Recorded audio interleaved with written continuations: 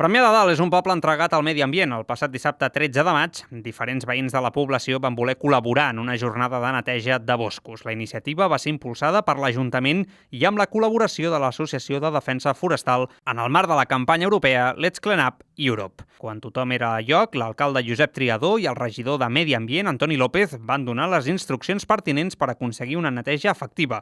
Un cop tot estava clar, es van repartir les diferents eines per començar la neteja. És una jornada a nivell europeu, que a través de l'Agència Catalana de Residus i el Departament de Territori i Sostenibilitat de la Generalitat de Catalunya, a més d'algunes empreses col·laboradores, es fan per aquesta matinal de neteja de boscos una mica per intentar conscienciar que els boscos són per més allò que moltes vegades fem ús d'ells, com és llançar brossa i altres afers que realment no han de per què ser.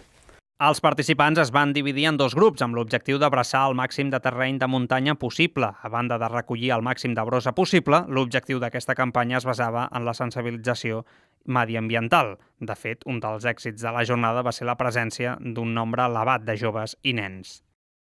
Hem anat a recollir la brossa de la muntanya amb guants i bosses i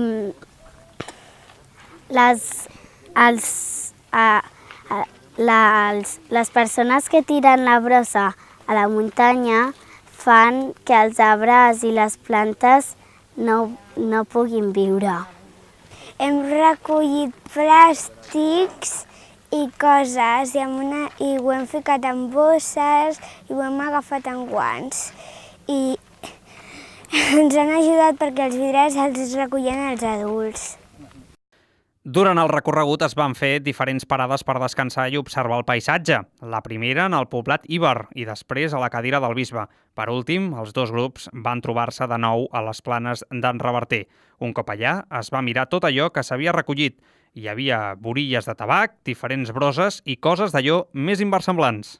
Es tractava de netejar muntanya, netejar boscos i mantenir el medi ambient el millor possible.